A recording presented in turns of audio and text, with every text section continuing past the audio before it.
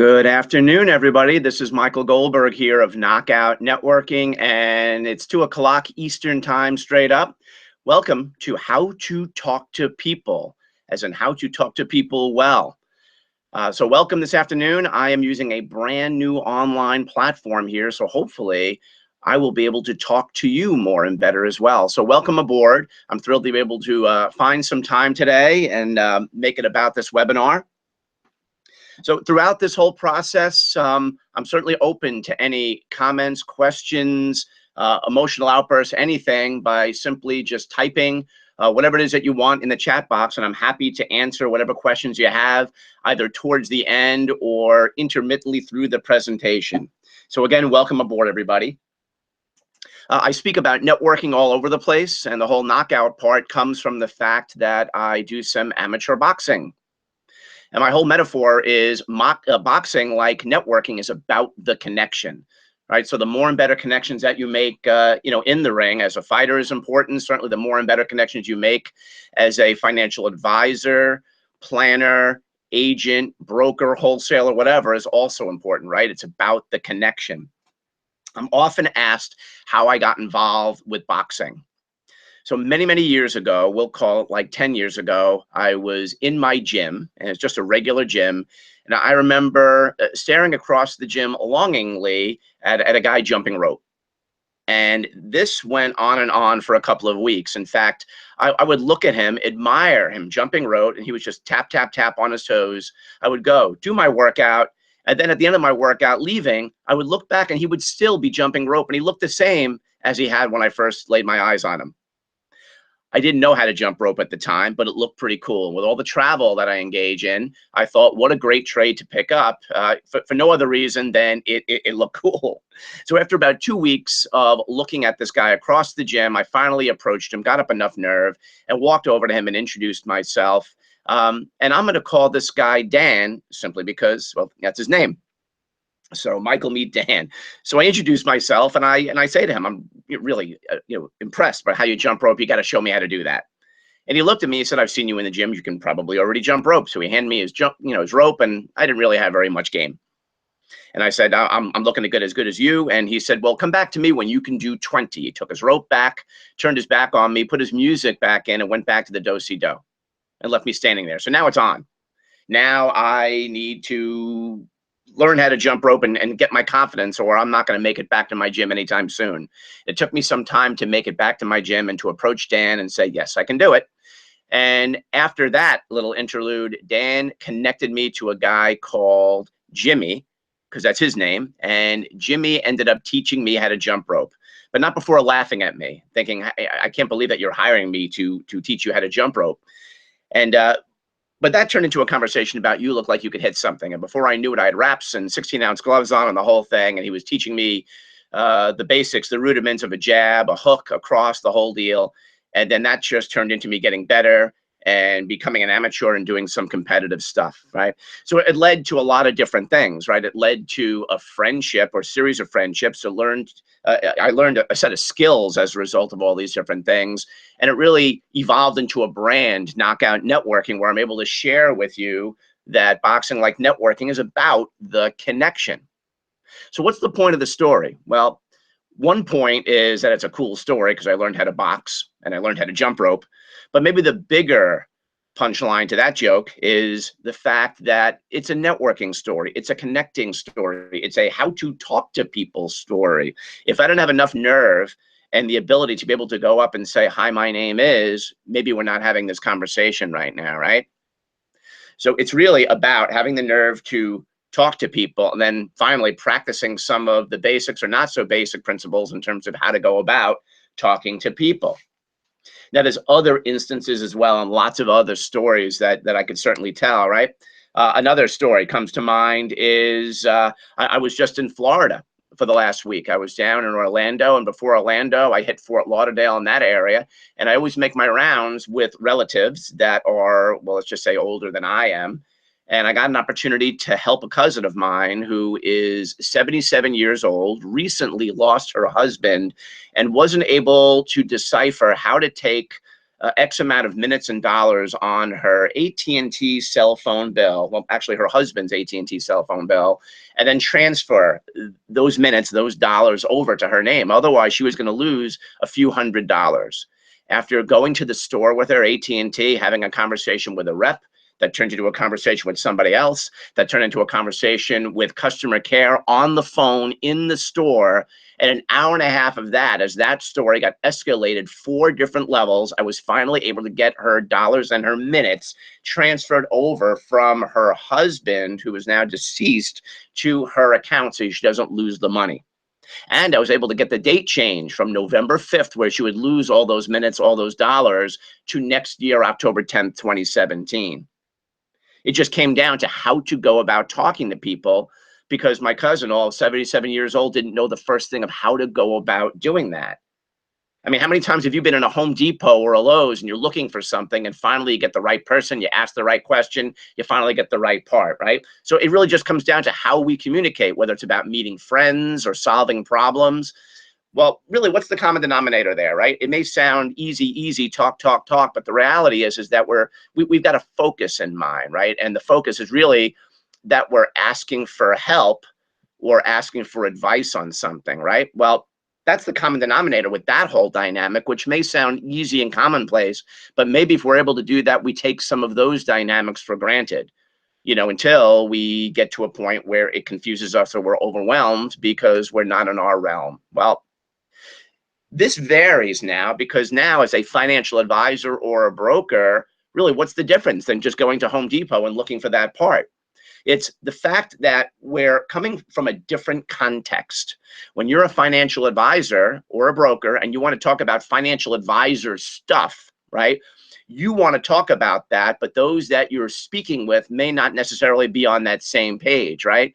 We've all got stories, we've all got perspectives. So it's really a question of how you go about speaking to somebody as a sales producer, i.e. financial advisor or broker, where you can create that context and make that connection. In essence, how you go about expressing and best practices on how you go about talking to people. Now, I have to be honest with you. I used to think this stuff was easy. I used to think that most financial advisors and brokers and agents and the whole thing already knew how to talk to people. And then they just learned about products and services and got designations and life insurance and everywhere else. And then all of a sudden, it was just easy breezy. But that's not the case. Because as I started getting deeper into my speaking and my coaching programs on networking, it became apparent to me that the advisors, who are very smart and very good at what they do in terms of being advisors, don't know how to talk to people. And it comes down to this, and this is a daunting fact, is that 90% of financial advisors fail at being financial advisors, especially in the first 2 years, as they're looking to build their business. Why? Well, assuming they're in the right profession, it's simply because they just don't know how to talk to people and therefore run out of people to talk to. I believe that if you can embrace some of the ideas that I'm going to share, that you're going to be more and better and certainly more confident in being able to talk to people, speak to people, connect with people, and ultimately grow your practice or grow your business. So some ground rules that I need to review and go over before we get started. And these ground rules, in my mind, are a series of musts. Like if you break any of these rules, it's not that you're wrong per se, or somebody's going to come, out of left field and say, well, no, stop. You can't be a financial advisor anymore, or you've got to stop talking. But what's going to happen is it's going to compromise your ability to make a connection. So I liken this as just getting ready for a fight, and not to say that talking to people should be a fight. It's not. Certainly that's collaborative. But when you're getting ready for a fight, I want you to almost envision there's a boxing referee that's going over the ground rules. And maybe you've seen this, where they're saying we discussed the ground rules in your dressing rooms, and remember, no rabbit punches, and no this and no that, and listen to what you're told and go to the corner and all that sort of thing, right? And you can see by the visual here, maybe that didn't work out there. But these are some ground rules that I want to go over to really make this much easier. So the first is you have to understand or have an understanding of what networking actually is. Got to be honest, most don't. Most don't. Networking is about learning from and potentially helping others. If you have the ability as an advisor to be more and better at learning learning about a product, learning about a service, learning about the people that you're meeting, more apt that you're going to be in a position to help them. And I have found in teaching this for many years, and also by doing a lot of these different things myself, that if you learn from and potentially help the right people, guess what? They tend to help you right back. And that's networking, right? And that's the ability to be able to connect so you can be more effective at speaking and talking to people. So you got to understand what networking is and what this concept of connecting is really about, right? So it's got to become collaborative. It's got to be a we thing rather than a me thing. That's the only way it's going to happen. When you're in Home Depot, it becomes a we thing. It's a different context. Here, as a sales professional looking to connect and grow your business, that context has to be created, right? And it does take some work. Second ground rule is you have to know your purpose, right? You have to know your purpose as to why you're looking to talk to people. So I'm assuming that most of you that are in this meeting right now, on this webinar right now, your purpose is to grow your business, right? So there is kind of a networking approach that's going to take place here, right? But there's really 6 purposes in my mind as to why you may even look to engage with talking to more better people, the whole deal. And the first is, well, growing your business. The first purpose of approaching people is to simply grow your business, which might be obvious, but here's the not so obvious part is, what type of business are you looking for? Like, it can't just be enough that you're looking to get more clients and grow your business, right? That's kind of obvious. But what type of business, what industry, profession, market segment, niche, dynamic, demographic, geography are you looking to attract the business from, or what you want the business to be about? Because if you already know or can figure out the type of business that you're looking for, then certainly from a networking and a context standpoint, you will then know where you need to go, what you need to say, and with whom you need to say it. Right? And now you're networking, and you're putting yourself in a position to more effectively, talk to not just say the right things, but also meet the right people and ultimately go to the right places. So the first purpose is, and there's 6, is more business. Second purpose is, you might be in a position where you are looking for work. You might be looking for a job or in between careers, right? That's a second reason why, from a business standpoint, that we might be looking to talk to people. Now, that may not resonate with most of you here, but it may resonate with the people that you might be meeting, depending on where you go, what you say, with whom, the whole deal, right? So depending on all that stuff. Again, just creating some context here. So first purpose is more business. Second purpose is landing a job. Third purpose that you might have is to learn something, to learn about a product, learn about a service, learn how to box, learn how to become a better golfer, right? Learn about an industry, profession, market segment, niche, dynamic, demographic, geography. If you know exactly what the purpose is and what you're looking to learn, then it may be about where you need to go, what you need to say, and with whom you need to say it. Third reason, actually fourth reason, right? So more business, land a job, learn something. Fourth reason might be for social reasons, right? To make friends. There's the whole dating thing maybe you've heard about, maybe ultimately to find the love of your life, right? And again, it's being specific in terms of what your purposes are, right? In all of these facets, it still comes down to where to go, what to say, with whom, in essence, how you're going to go about talking to people. Fifth reason is to solve or purpose is to solve a very specific problem. Solve a very specific problem. So for example, to my mom, who I recently lost, had Parkinson's disease, a very rare form of Parkinson's disease. So a small part of my connecting with people would be to get involved in learning about better doctors, better meds, treatments, motivations, all that sort of thing, right? So it became very, very specific in terms of the problem that I was looking to solve, right? Or at least get ease over, right? And that became a very serious purpose. And then the sixth would be, and this is a rarity, is perhaps your purpose is to simply be in a place of good faith, where you're looking to pay it forward, where you're looking to help other people, where you're looking to donate for a cause, where you're looking to give back, that sort of thing. That might be a sixth purpose. It doesn't happen a lot, but you do come across that, right? So box and ground rules, understand what networking is, learning, helping, and then knowing your purpose. Your purpose is probably one of, if not a combination of those 6 that I just highlighted. Third ground rule is no selling. Do not sell. Your purpose could not be, should not be to sell a product or a service, right? When you're looking to talk to people, because that's maybe the easiest way to not talk to people because they will not want to talk to you. So your purpose is not to go ahead and sell them a product or service. Not too long ago, I was running a networking meeting. I'm a co-founder of a networking group in New York City, and we run meetings every other month. And there was an attendee at this meeting, and we vet everybody that comes into our meetings. Like, they have to be approved. And because we want a really powerful room of people that are not selling, but rather are learning and helping, and that creates a very collaborative type of environment. Well, in this instance, there was this attendee that was basically working the room and shaking people that work for big companies down for an introduction to their CFO so he could basically sell supplemental benefits. That was his MO.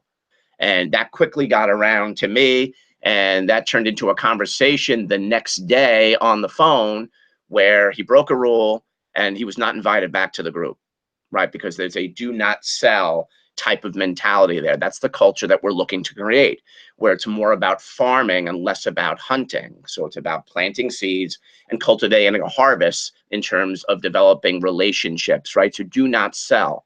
If you're out to sell a product or service, I'm telling you, people will be repelled rather than attracted to you in almost every instance, especially as a financial advisor or a broker. I know I have stories. I'm sure you do too. Assume that everyone that shows up for you and to you is not a prospect. They're not a prospect. How often do people just come over to you at events or places that you're going and saying, you know, I'm in the market for life insurance. I'm in the market for financial planning.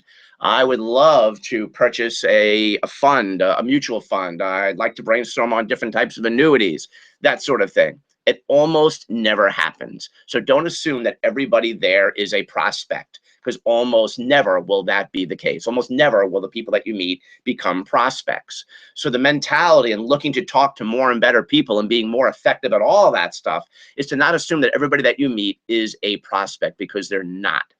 A prospect is someone that knows you or knows of you, is interested in doing business with you either now or at some point in the future. And you know this because they told you. Because they express it, you know, I'd like to learn a little bit more about your services. I'd like to learn a little bit more about how you might help me with that sort of thing. But unless that happens, you can assume that they're probably not a prospect. If you meet people and you're speaking with them and they show up asking prospect type questions, like questions about different products, questions about how you help people, and they seem genuinely interested, you can say something like, you know, some of the questions that you're asking are great questions, and a lot of my clients ask very similar questions. If you would be open to setting up some time and going down that road with me, perhaps I could be a resource for you at some point. And they'll tell you whether they're interested in that or not, right? But at least you're still talking to them, right? It's still about the connection, and it's still potentially about the relationship. So don't ever assume that everyone is not a prospect, because they're probably not.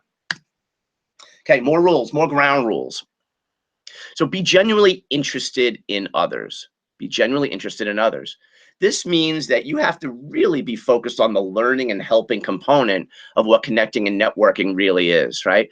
So be genuinely interested in others means that you are truly interested in what it is that they have to say about what their business is. Because remember that when we meet people, especially in business settings, that they are after one of, if not a combination of, the 6 purposes or motives for connecting, like we are. Like, they're not there to help us build our businesses. They're there to probably build their own business, land a job, learn something, the whole deal, right? So be genuinely interested in what other people are after, what their business is about, what their goals are, what they're looking to do, all this type of thing. because the more interested you become in other people, the more interesting you tend to show up. That's just the way it works. And the more likely that they will turn it back around and say, enough about me. I'd like to hear more about you. And then all of a sudden, you are truly talking with people, right? And that's a big deal. So be interested. Be interested and therefore be interesting. Shut up and listen. I remember speaking to somebody at an event just a few days ago, and I decided that they weren't really listening to me.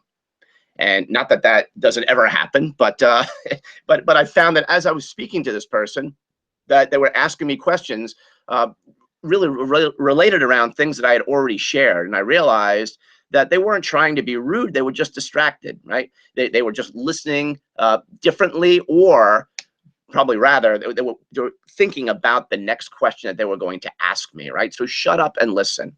And the best way to show that is to really be interested, right? And ask follow-up questions and really just be present to that person. How often does that happen? Probably not often enough. Except that everyone won't like you. This is a biggie. Believe it or not everyone that I meet likes me. I know it's hard to believe, but it's true. There are some people that you're just not going to have a connection with.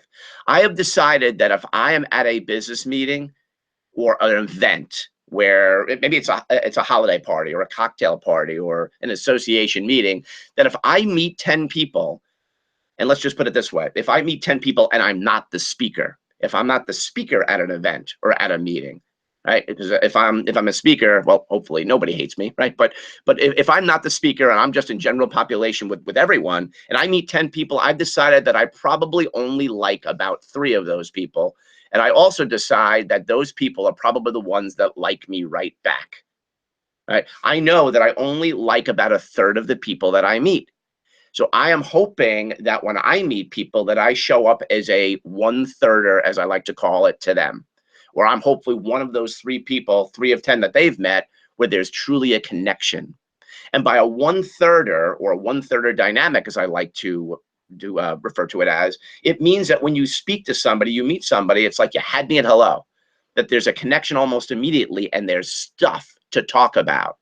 Like you could see, grabbing a drink with this person, breaking bread, or continuing the conversation at some other point and really getting to know them, right? And I believe that that only happens roughly about a third of the time.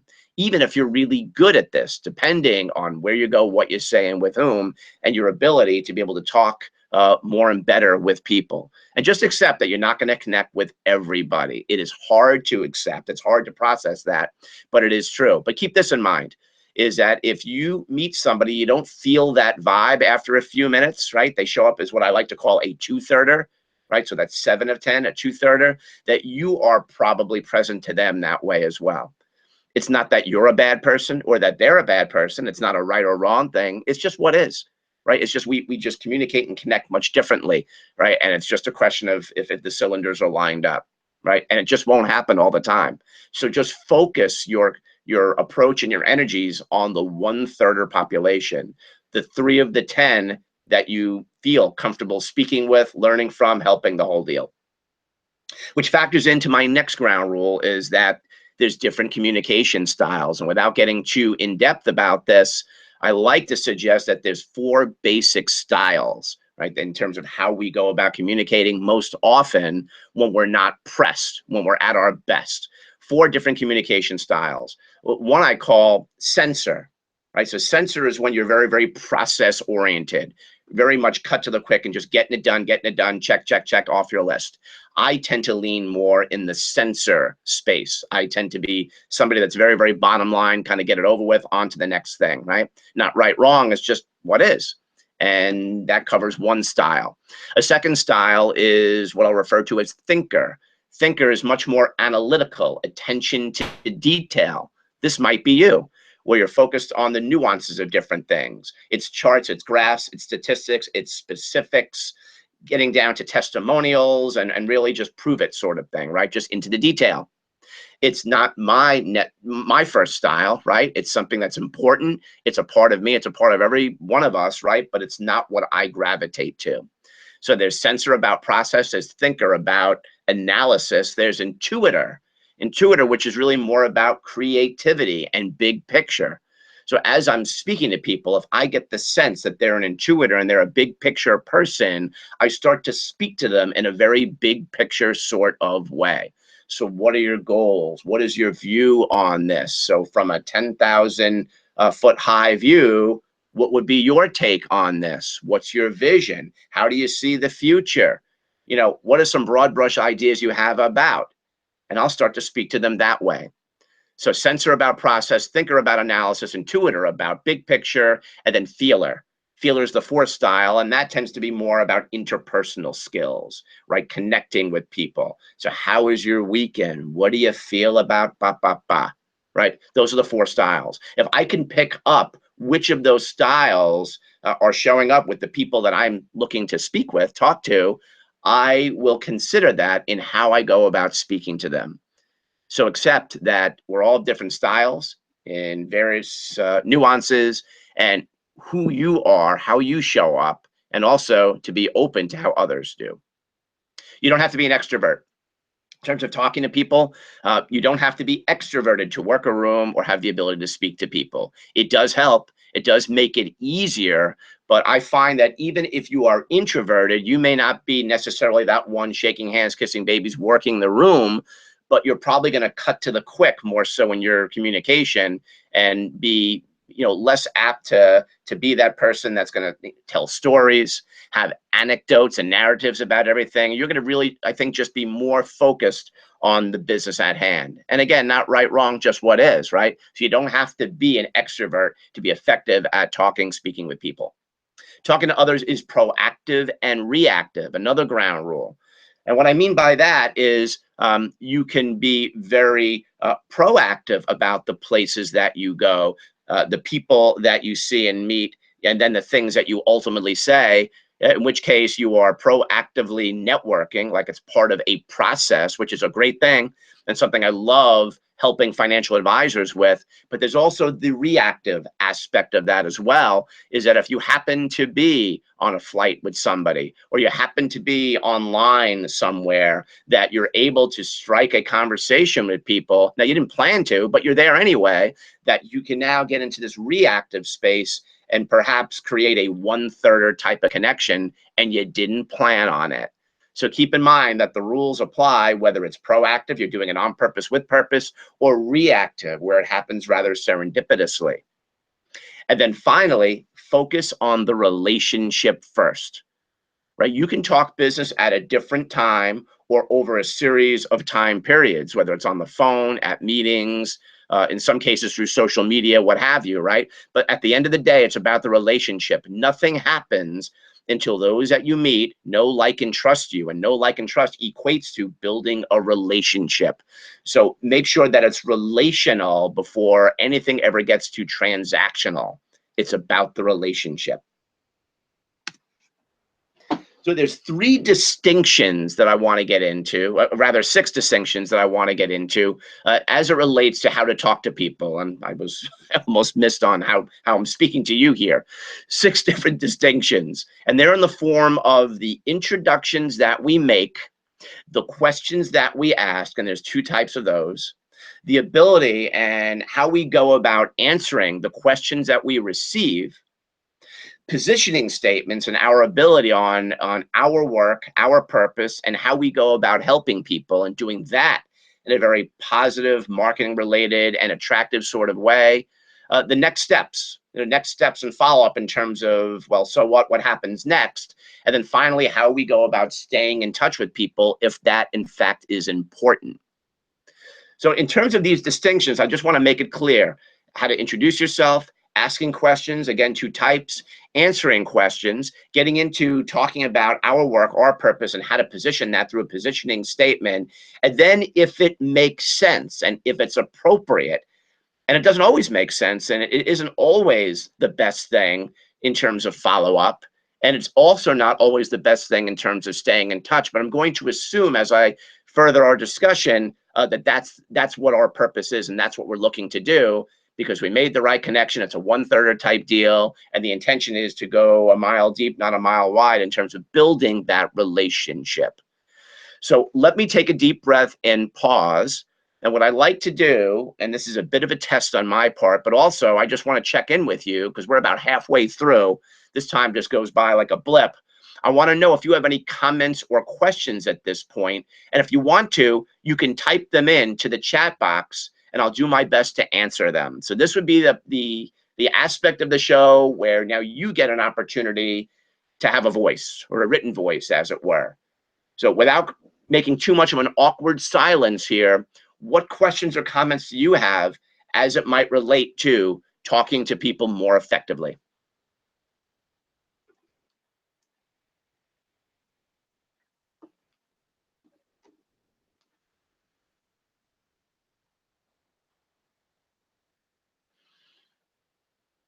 Just type in the chat box. I'll wait a few more moments, and if I don't see anything, hear anything, I will continue.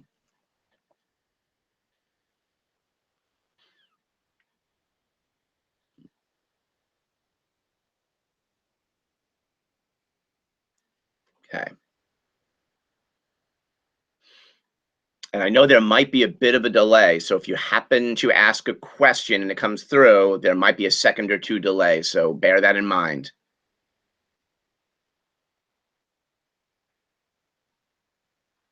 Okay. So, all right.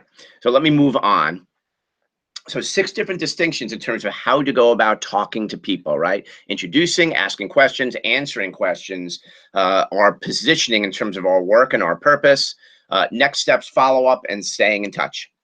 So the introduction, it kind of reminds me of like that tag, that sticker that you would have on your chest. Hello, my name is Scott, right? Or now everybody here knows how to introduce themselves. Like, why am I even bringing this up? Because I find that it's not a question of not knowing how to introduce yourself, but rather it's people tend to avoid being the one to initiate an introduction because they don't know what to say next. So maybe it starts with initiating the introduction, which I always think is the best thing to do. You want to be the one to set the tone and initiate that connection, right? Because now you're setting the tone as being somebody that's outgoing, somebody that there's questions coming in now, so I'll approach them in a little bit. Somebody that's very outgoing, somebody that's setting the tone, that's confident, and somebody that is open to speaking to people or talking to people. So, hi, I'm Michael, and you are? Very nice to meet you. It's just as simple as that. Now, in some cases, you might be a little weary of introducing yourself to somebody because maybe you felt or feel that you have met them someplace before and you are afraid to get caught not remembering that you've met them or caught not remembering their name, right? In which case, you might just say, hi, I'm Michael. Very good to see you and nice to see you. So now it's not I'm here to first meet you, right, for the first time. So it's good to see you.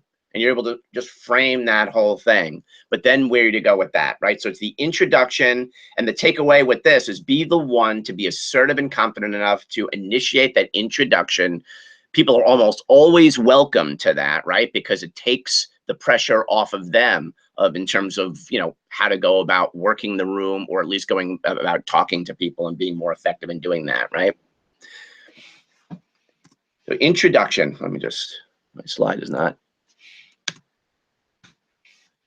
Right.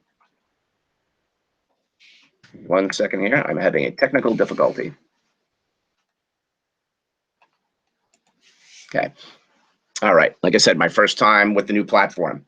So introducing yourself. Right? The second distinction or component to this is your ability to ask questions. Ability to ask questions. Now, there's 2 different types of questions. There's what I call conversational questions, and then there are proprietary questions. Conversational questions and proprietary questions. Conversational, along those lines, are questions that you ask that are not break the ice questions. They're not fluffy questions about the weather. They're questions that you might use to not just get into the groove, but they're purposeful. They're purposeful in helping you to learn about the people that you're meeting. Right? It may sound like an interview, but if you do it the right way, it shouldn't feel like an interview.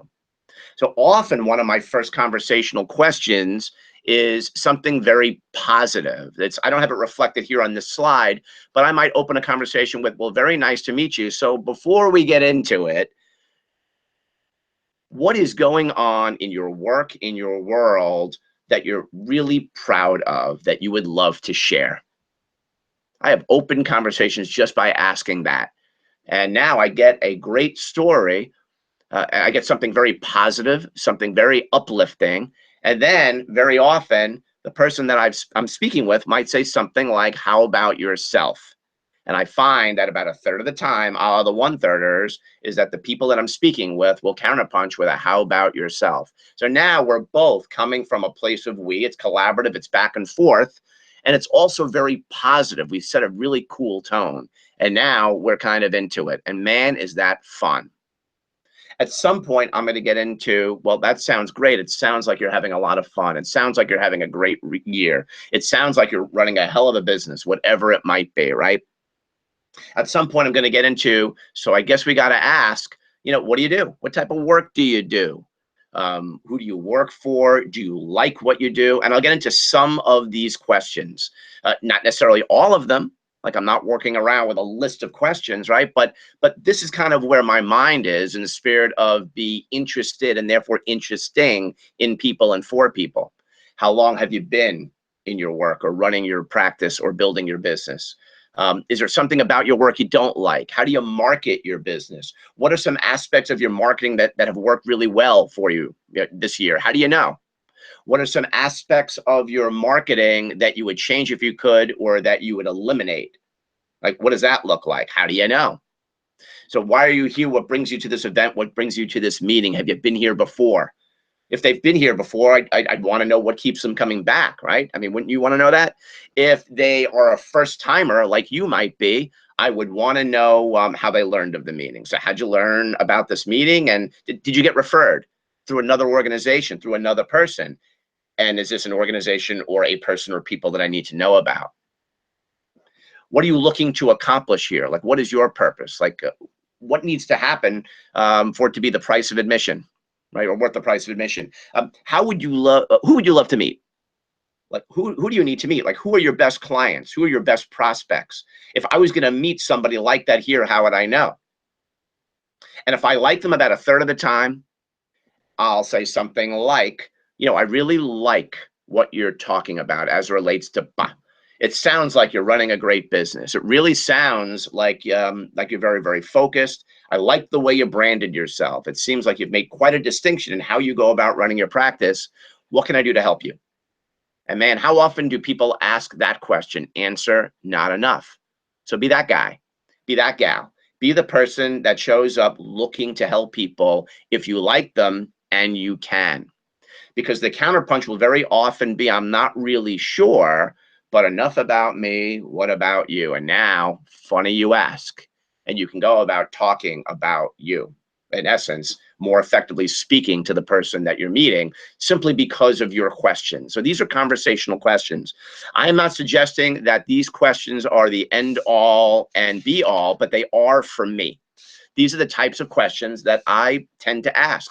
They're also the types of questions that I want asked of me. Of course, if an answer that I get prompts another question, I'm not following a script. So I simply counterpunch with another question. So tell me, what can you tell me more about that? Or how did that happen? How'd you get involved with? How did you stumble upon that? How long did it take you to figure that out? And I refer to that as this whole dynamic. It's simply a conversation. We're just having a conversation. In essence, speaking to people more effectively, right? So that's asking questions in more of a conversational tone.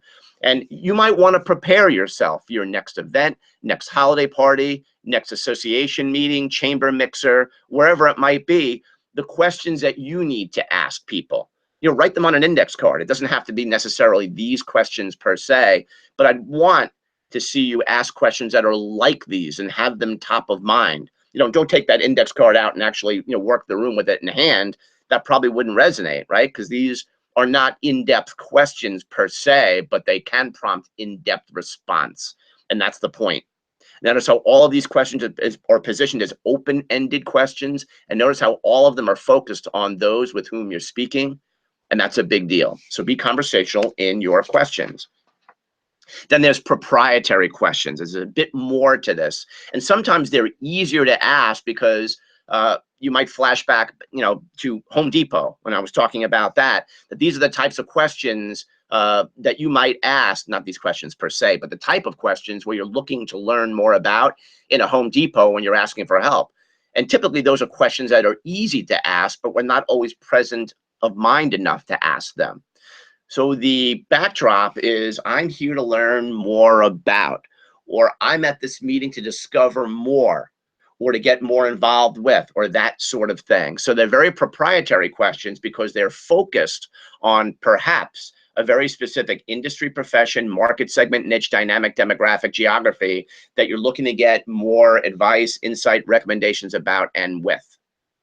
So this could or should be easy. And these are the types of questions that you would put on an index card. And these are questions that I recently asked when I was at a hedge fund meeting, this pretty high level place that I got invited to. And I was toying with the idea of doing some more work within the hedge fund space, because that seemed very interesting to me for a multitude of reasons. So I ended up invited to this event. I knew almost nothing about hedge funds at the time, and I was poised to ask these types of questions that I actually had written on an index card. And I was able to work that room very effectively and get pointed in the right direction. In fact, at one point, people that I was speaking with would actually take the card from me, and they would see the questions that I was looking to ask. And then we would start to brainstorm on people that were in the room that might be better served to be on the receiving end of some of these questions. I certainly left that room smarter and more confident about that whole hedge fund space. So I won't go over every one of these questions, but basically they have the flavor, the sound, the feel of how did you get involved with the such and somewhere industry. So what is your background education? How does it fit what you're doing now? What do you like about what you do? Dislikes? What's your focus? How can a meeting like this be helpful for you? What groups on LinkedIn are relevant? Publications that are in the marketplace or that represent this marketplace that I might need to know about, you might need to know about? Where might you post articles? And then at the crux of it, if there's a great connection, are there ways that I might be able to help you? Because you don't want to be the only one getting something out of a conversation. You definitely want it to be a back and forth. You want it to be light sparring, where the feel is it's very collaborative, right? It's very, very back and forth, and it's relational, right? So asking questions, it probably should be a combination of good conversational and proprietary questions, depending on what your overall purpose is. So now answering questions. Now, I got a question that popped in. Where would one go to find people to meet to apply these lessons? Well, the long and the short of it is that there's lots of places that you can go. It could be meetings like BNI, which is Business Networking International, which is a hard contact networking group. It could be a Chamber of Commerce. It could be a service meeting or a community service group like Rotary. It could be a professional association. It could be a college alumni sort of meeting, right? It could be a conference, convention, trade show, product show, dog show. Almost anywhere, provided that you're able to create the context of being able to go back and forth and make it collaborative and therefore conversational. Now, please don't take this the wrong way, but I used to say that you can connect and network with people at almost any place other than funerals. But over the years, I discovered that that's not exactly true either. Is that even at funerals and really, family events, or where something unfortunate has taken place, where that shouldn't be the purpose per se, but rather people do talk. And what a good way to just kind of ease the tension is, as you're speaking to somebody, is to ask them about what they do. I'm so sorry about this. What do you do for work? During the course of the week. And then they may just say, how about yourself? So it wouldn't be hardcore proprietary question stuff, but it might be more light fare where you can have conversations with people. And it is very light and very reflective. And again, should not have the look and feel of you're looking to sell them, right? Which is a ground rule we've discussed. So there's the answering question component to it. So answering questions. So what else do you want to know about me? If you're not answering questions properly or in sync with the way others are waiting to listen to them, and therefore how they communicate, it may very well come across as blah, blah, blah. So in answering questions, I would have you consider to keep your answers really short, sweet, and to the point. Don't get into how you do what you do or the hows, but rather the what and the why. You try to go there. And if people want to know more, they'll simply ask. You definitely don't want to go into detail about something that they're not interested in or that's beyond them, in which case their eyes are just glazing over. We've all been there, right? And it's not fun. And you don't want to be that person. So answer questions very, very succinctly. Be very, very bottom line. I mean, don't be guarded, right? But you don't want to get too explanatory about whatever it is unless somebody is pressing you for that, in which case that's fine, right? So just be careful in terms of how you go about positioning and answering your questions. All right, another distinction I want to talk about is what I refer to as a positioning statement or a peace statement. In essence, it's really my variation of the elevator speech, which is really not a speech at all. It's how you might go about answering the question of, well, what type of work do you do and with whom? Or what makes you different as a financial advisor from every other financial advisor that I meet or maybe have met at this chamber meeting? Well, this in essence is going to help brand you and help position you in a place where you become hopefully memorable and ultimately more attractive to those that you're speaking with because of the specificity, because of the details of this, although you're coming at this short and quick. So PEACE is an acronym and it stands for profession, expertise, environments, and call to action. Profession, expertise, environments, call to action. Profession is who you are, what you do, and perhaps with whom. And it might sound something like, if somebody would ask you, so what brings you to this meeting or what type of work do you do? You might say something like, funny you ask, although you may not say, funny you ask. I know I do. In which case you'll say something like, I'm a financial advisor with XYZ Financial Group, focused on helping small businesses with their financial management or something like that. Doesn't that sound good? I've asked financial advisors what they do just to see what the reaction is, and it turns into blah, blah, blah.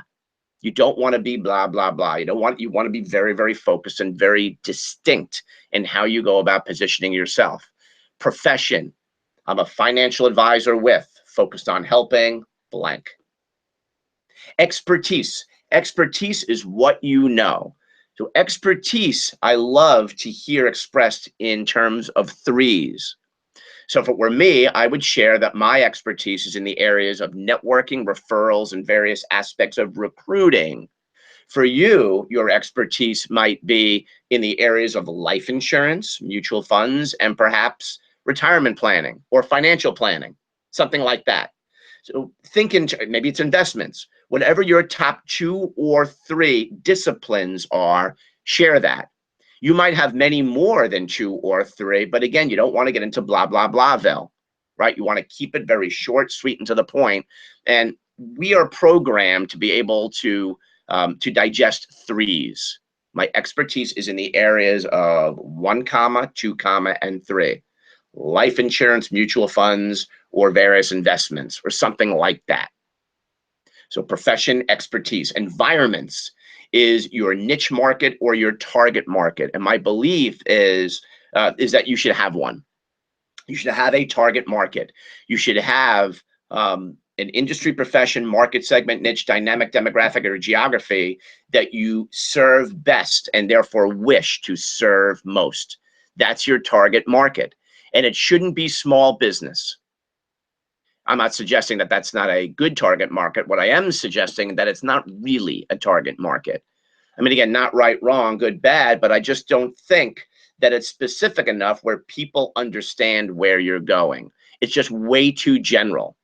So for example, I help my 13-year-old daughter with her math homework from time to time, and she reduces fractions. And you might have a flashback on this.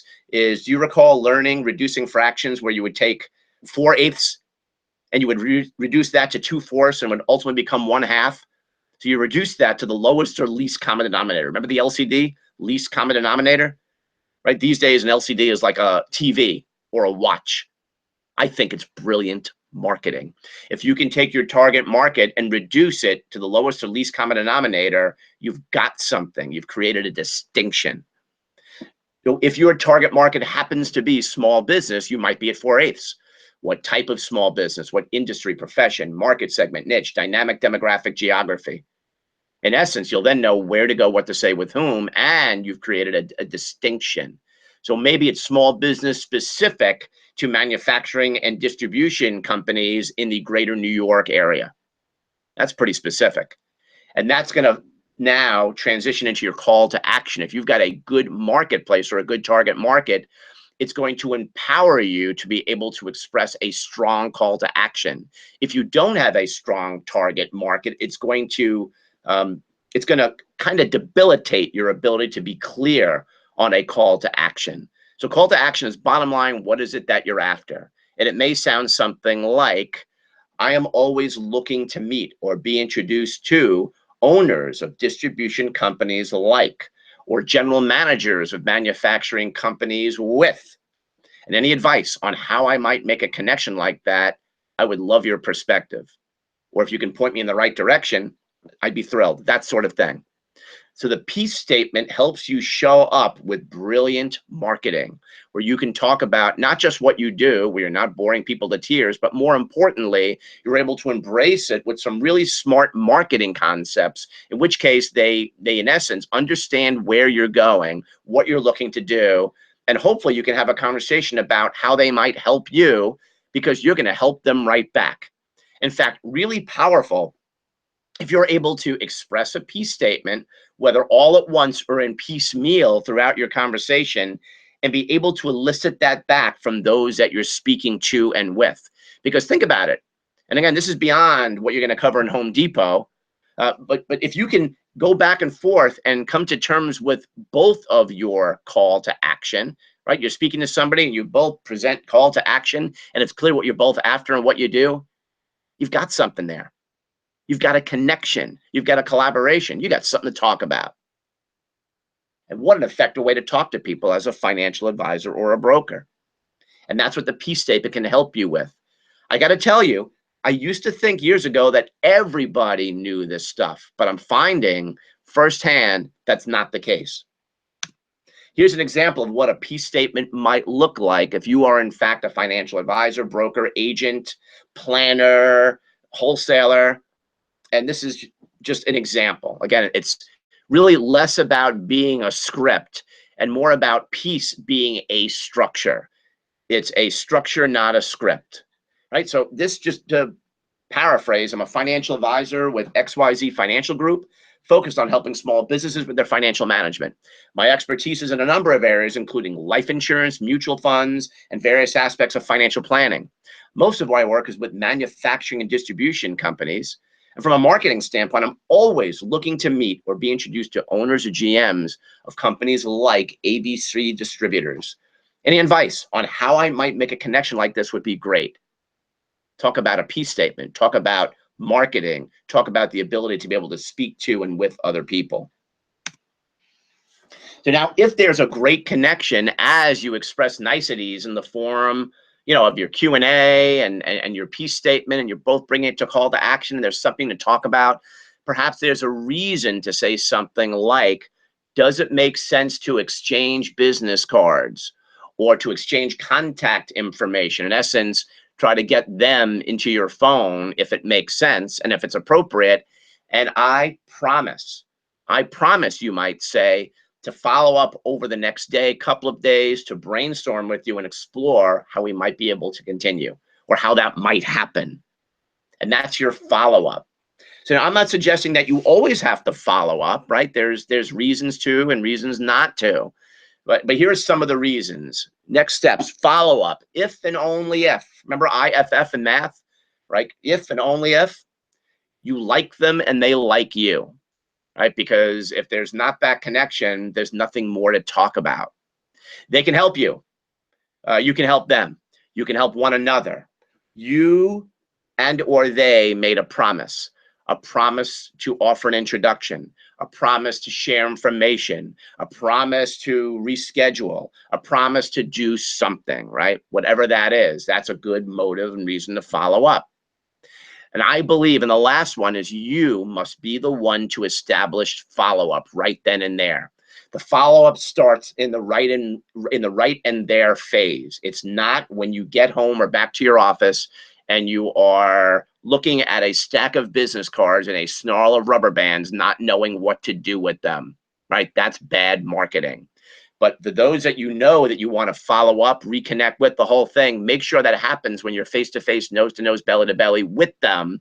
So when you do follow up, follow through within 24 hours, the next business day, or whenever you decide it's appropriate, that your call or your note is well received.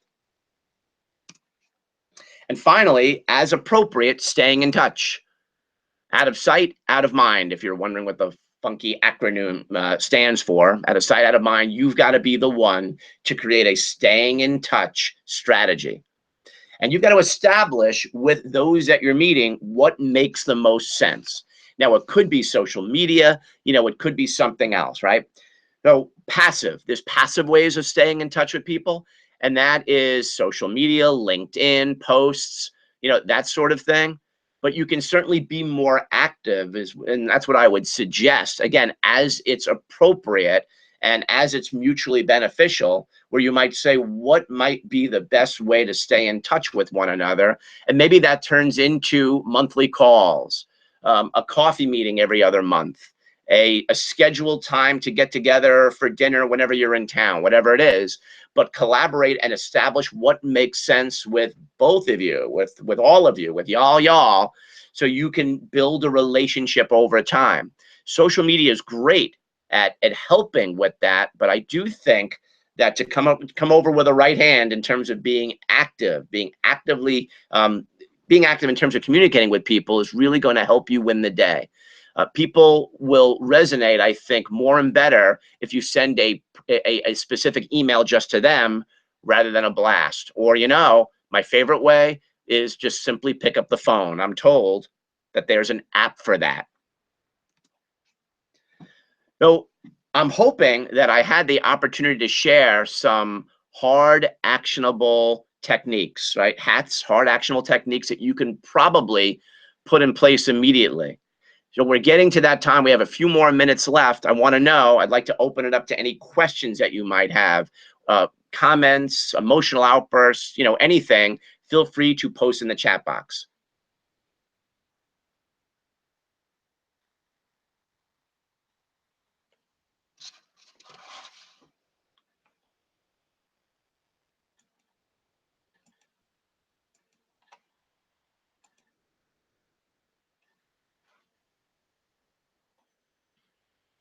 So how do you go about establishing your target market?